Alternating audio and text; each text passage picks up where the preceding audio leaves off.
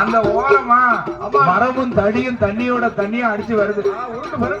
அப்ப வடூர்பட்டி மக்களும் மேல திடியூர் வாழ் மக்களும் ஒன்று கூடி வரக்கூடிய மரங்களையும் தடிகளையும் சேகரிக்கணும்னு ஓரமா நின்று வார தடிகளை இழுத்தாங்க. அப்படி இழுக்கும் போது ஒரு பெரிய கனத்த தடி வருவதை கண்ணால கண்டார்கள். இதை இழுக்க முடியாம ரெண்டு ஊர் மக்கள் விட்டுட்டாங்க. அப்படி விட்ட போது இந்த பிள்ளையார் கோயில் பக்கம் போன இந்த தடியானது வடக்க திரும்பி வருது. அப்படி எதிர்த்து வருது. எதிர்த்து வரும்போது கண்டார்கள் ஊர் மக்களும். என்ன மாயமோ தெரியல, பக்கத்துல போய் பார்த்தா அது தடி இல்ல. வடக்க போய் பிள்ளையார் கோயில தெற்க வாக்க எதிர்த்து வர.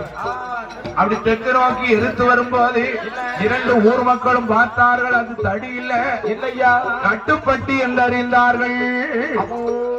உள்ள பொண்ணு இருக்கும் பொருள் இருக்கும்னு ரெண்டு ஊர் மக்களும் தூக்க முடியாம தூக்கி இப்ப ஆத்தாங்கர சுடல இருக்காரு ஐயா, அவர் இருக்கிற அந்த வாசல்ல தான் பேழை பெட்டி கட்டுப்பட்டிய அது திறந்து பார்க்காங்க.